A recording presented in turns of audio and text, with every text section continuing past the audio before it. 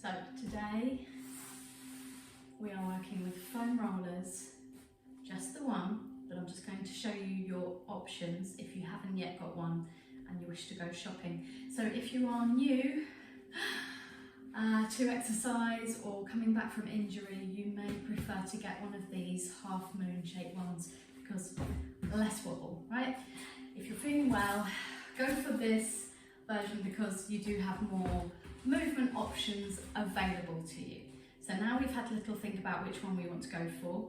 Go for a soft density or a medium density. High density, oof, that's going to be a little savage for most people.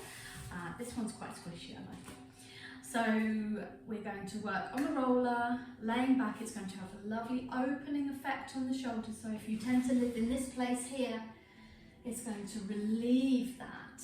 If you do have an extreme head forwards position here right now, you may wish to put a cushion or a little head block underneath the head on top of the roller. And that will ease any feeling of overstretch in the front of the shoulders. Don't worry, you'll get there in the end.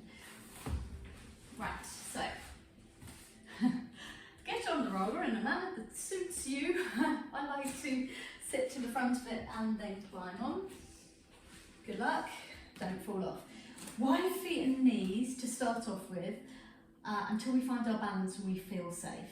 So I'm going to stop looking at you now so I don't overwork my neck to the side. Please feel free to keep pausing the video, watch each section, then have a go.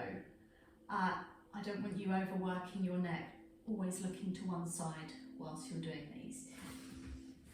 So health and safety, or elf and safety, done. We're going to have wide feet and knees, feeling secure and supported, broad front of chest, hold on to the floor for heaven's sake.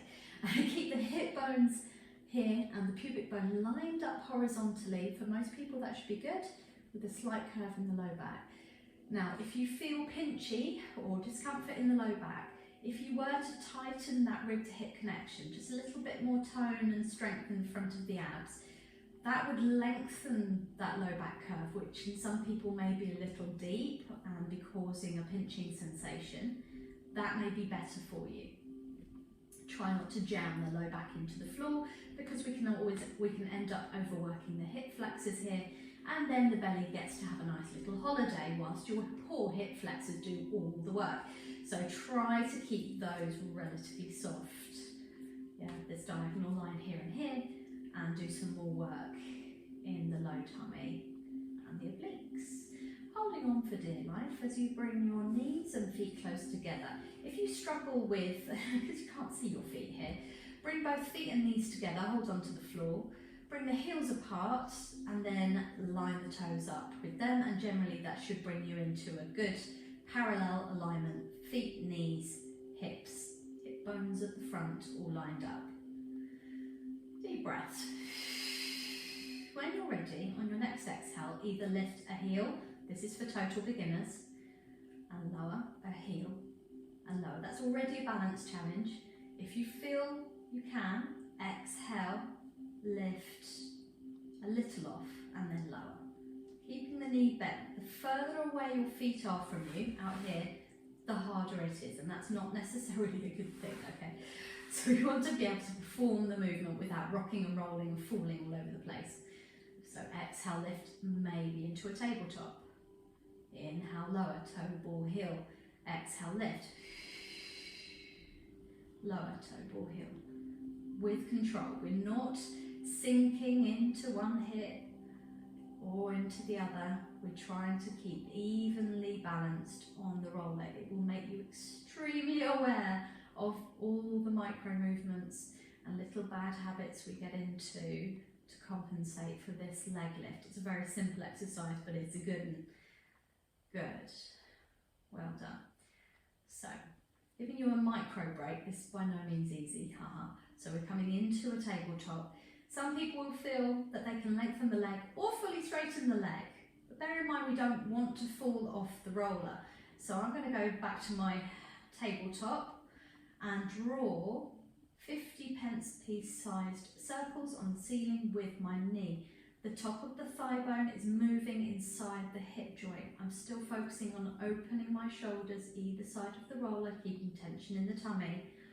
This should be 4 and 5. Change direction. 1 and 2, 3. Deep breaths. 4. Feel the challenge. 5. If you're finding it easy, go for a bigger circle, but incrementally so. Spiral it out a little bigger each time. We're crossing the midline of the body as much as the outside line of the body as we go. Easy breaths.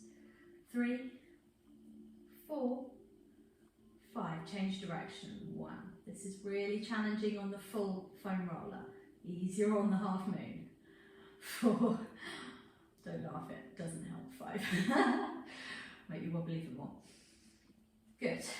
From there, if you feel safe to do so, we will do a staggered leg lift. If we do not, return to your single leg lift and lower.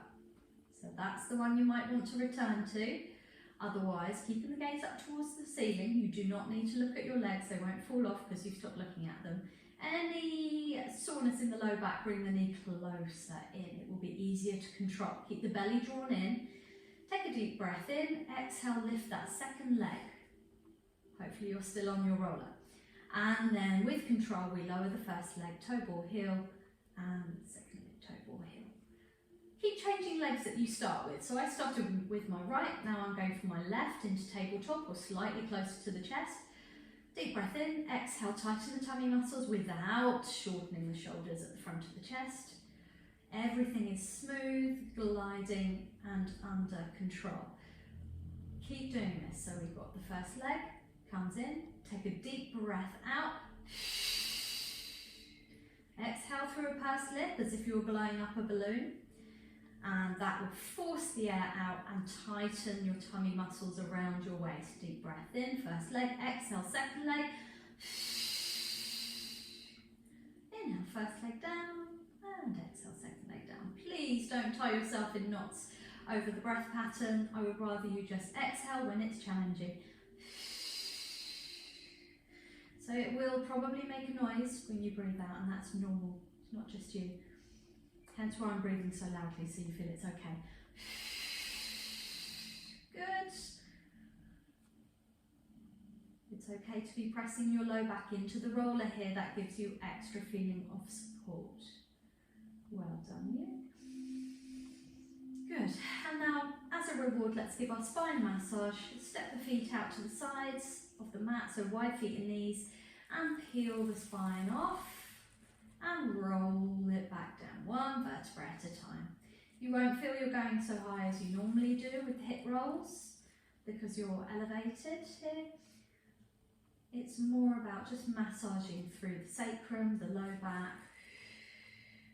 If you have your head on a cushion here, you might want to push it out from underneath your head, just in case you feel increased tension in the neck as you bring the pelvis above the head. We're trying not to force this shoulder bridge. I'm just tightening my t-shirt so you can see. So we're not going OTT, pinching in the low back. We're just trying to find a diagonal line there between knee and shoulder. And that's your spine massage. Good. To dismount, either sit up if that's available to you, or roll to the side and gently sidle off your roller. Take your time. No head brushes. Sudden head brush might make you fall over. And just take a moment, please don't rush off straight away. Take a moment to feel that sensation of increased breadth across the front of the chest. You haven't even done anything focused on the chest, but just lying down on that roller can make you feel really open and broad, and be satisfied with yourself knowing that you've worked on your low abs and your hips. And don't forget to like this video, comment, let me know how you feel afterwards. It's really good to make observations. Hopefully they're positive ones, because then the next time you try this, or even think about trying this, you look at your roller, you might get a little happy hormone dopamine hit from your brain, remembering how it made you feel to work with this. So we're tricking your brain into enjoying movement. Isn't that a wonderful thing? All right, don't forget to subscribe if you haven't already.